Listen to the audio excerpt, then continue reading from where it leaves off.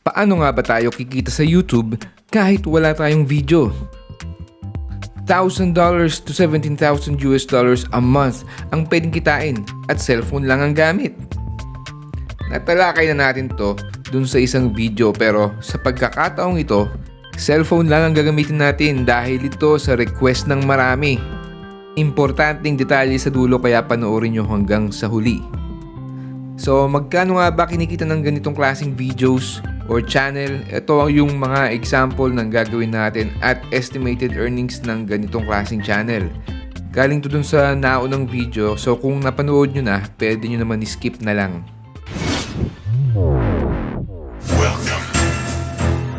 Nakakita ka na ba sa YouTube ng picture lang, tas may sound, tapos sobrang dami ng views? Parang madaling gawin, di ba? Actually, madali lang kung alam mo ang dapat gawin. Dapat alam mo din kung ano ang bawal para hindi masayang ang trabaho mo. Ito yung example na gagawin natin. Tignan nyo yan. Picture lang yan. Tignan nyo, walang gumagalaw. Naka-play na po yan. Pero picture lang talaga siya. Pero tignan nyo naman yung views. 33 million. Ito yung channel niya. Oh. Ang daming subscribers. Halos 1 million. Pero lahat ng uploads niya, puro pictures. Oh. Walang gumagalaw dyan. Tignan nyo naman yung estimate na kinikita nito. $1,000 to $17,500. Grabe, ano?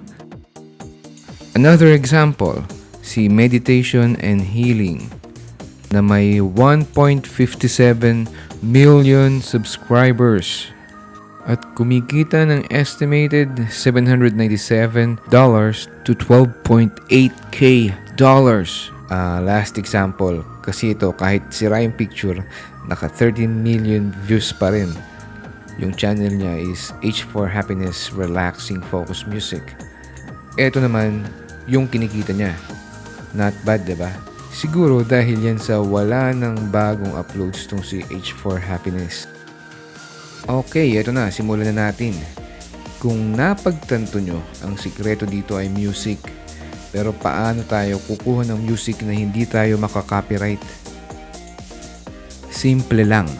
E di gagawa tayo ng original music natin. What? Paano naging simple yun? Hindi naman ako composer. Happy birthday lang alam kong tugtugin sa organ.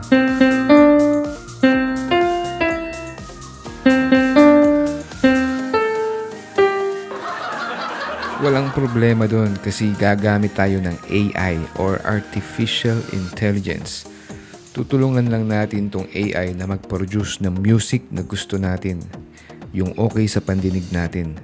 Android phone ang gagamitin natin para sa tutorial na to. Isa sa mga apps na gagamitin natin ay audio recorder na internal audio recorder. Meron pa sigurong ibang app na katulad nito pero ito lang yung nakita ko na nagre-record ng internal audio. Ibig sabihin yan, kahit gaano tayo kaingay, hindi maririnig yung boses natin or kahit ano pang ingay na hindi galing sa cellphone ay hindi mare-record. So i-download na natin to sa Play Store. Pagkatapos, install na yan, tas open na din natin. Pero hindi muna tayo magre-record kasi wala pang ang sound. Ayusin natin yung settings para yung sound lang na manggagaling sa phone ang ire-record ng app na to. Siguraduhin natin na yung settings ay nakalagay sa record internal audio. Ayan, dapat green yan. Magda-download pa tayo ng isa pang app. At ang app na yan ay My Noise app. So search nyo lang sa Play Store, My Noise app. Tapos i-download and install nyo na din. Then open na natin yung My Noise app. Ito yung mga noise or music na pwede natin patugtugin. Try natin yung piano. Kaya lang wala siya dito kaya i-download muna natin siya. Kung makikita nyo, ang dami pang music and noise na pwede natin i-record at gawa ng content. Karaniwan sa kanila libre pero meron din may bayad. So, ang dami nyong ma-upload sa YouTube niyan kung gagamitin nyo lahat ng sounds dito. So, last time dun sa PC version ang ginamit natin, Japanese Garden. This time, piano naman. So, i-download natin tong 88 keys, which is music na galing sa piano na may 88 keys. Okay, downloaded na.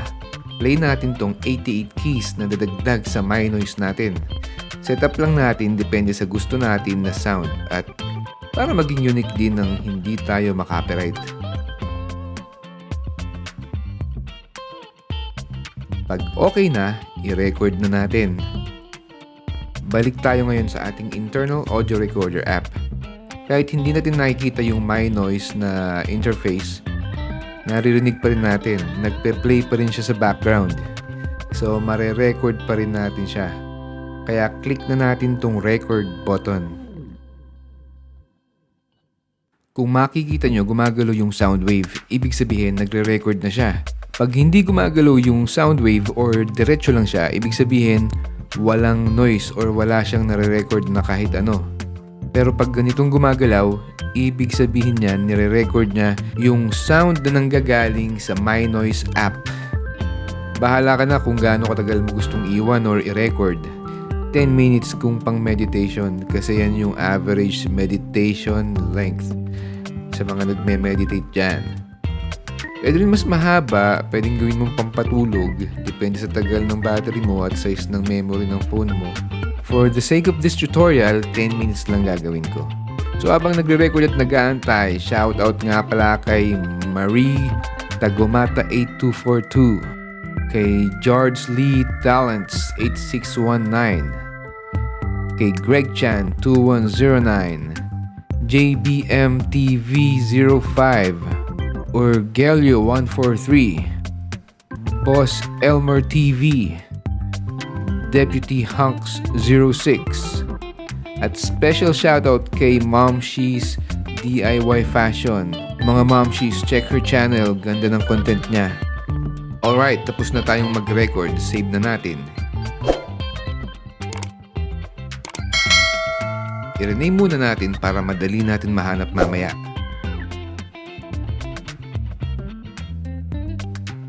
Ngayon naman, mag-download tayo ng picture. Gamit na lang tayo ng Google Chrome browser para dito.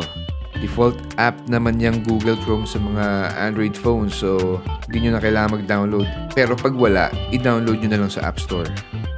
Search natin piano wallpaper. Tapos nyan, punta tayo sa image search.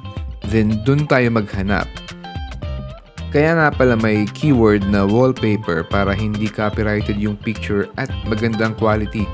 Dahil karaniwang desktop wallpaper picture ay mataas ang image resolution at may mga website na nag-share ng free wallpaper para sa PC and phones.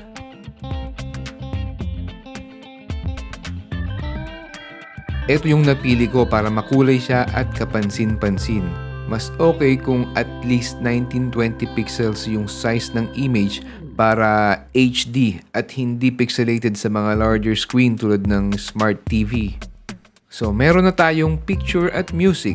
I-convert na natin siya sa video. Pagsasamahin natin tong dalawan to ngayon. Next, i-download naman natin yung video editor app na gagamitin natin, ang CapCut.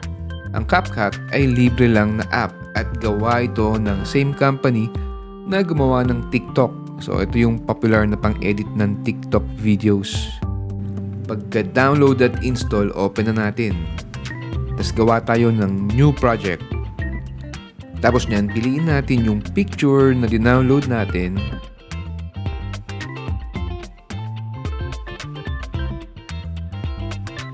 Then, pili tayo ng format ng video. Piliin natin yung 16:9 or 16:9. Para yan sa mga widescreen format. Para yung video natin maganda rin tignan sa mga computer at smart TV. Or kung naka-landscape or horizontal view yung pinapanood nating cellphone screen.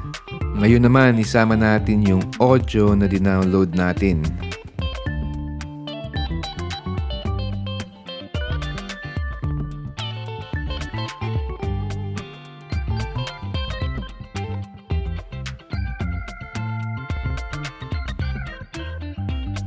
Ipantay natin yung haba ng image dun sa haba ng sound para the whole time na nagpe-play yung sound, nakikita din natin yung image.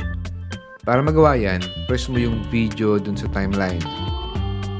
Tapos, gamit yung daliri mo, i-press and drag mo yung dulo ng video hanggang sa pumantay yung haba niya sa audio.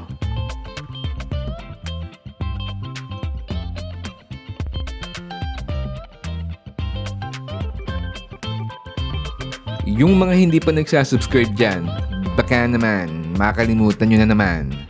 Subscribe na please.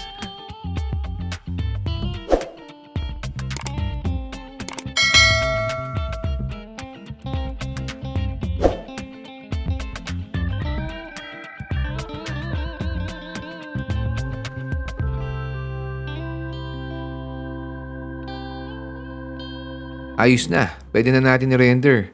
Pero bago yan, taasan natin yung resolution ng video output.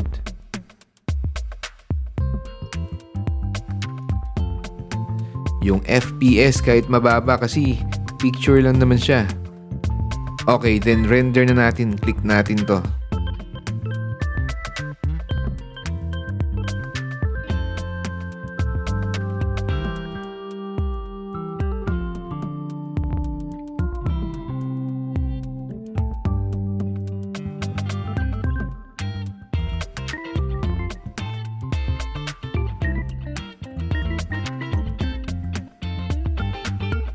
Upload na natin sa ating YouTube channel. Open natin yung YouTube app. Default din ang YouTube app ng Android phones. Pero again, kung wala, i-download lang sa Play Store. Click natin tong malaking plus sign sa gitna, sa baba. Tapos press natin yung upload. Allow lang natin lahat kung may mga pop-up na ganito. Piliin natin yung video na ginawa natin. Ito yung preview screen. So, click lang natin yung next. Sa add details, lagay muna tayo ng kahit anong title. Tapos nyan, gawin nating private yung video.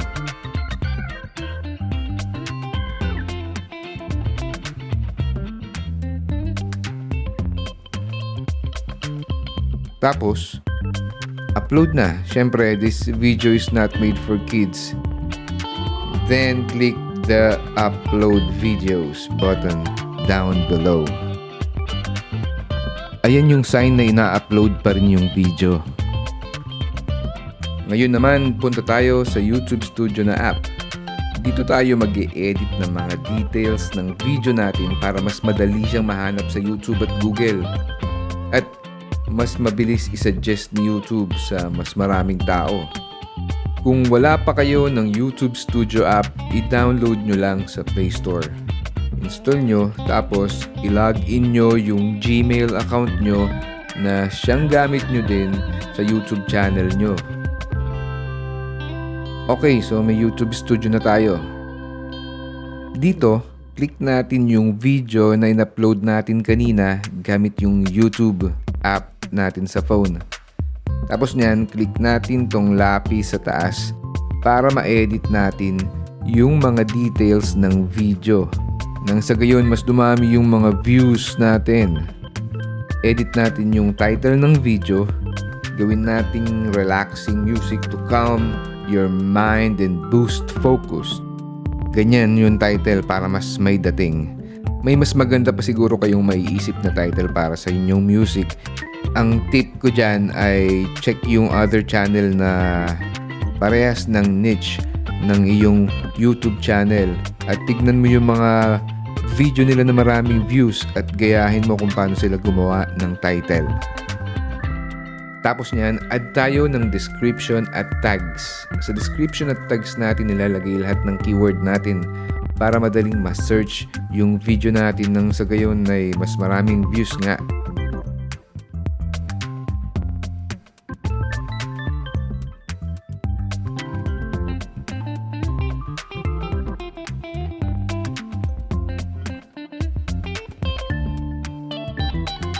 Huwag din kalimutan i-set to public yung video mo para makita ng iba.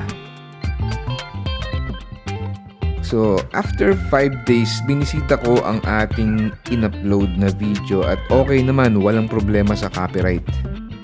Kasi nga, unique yung sound natin at wala din content ID or copyright yung picture na gamit natin. Okay na, may first upload ka na sa YouTube Music channel mo. Para mapadami ang views, subscribers at watch hours, nood ka pa ng iba ko pang video dito sa channel ko.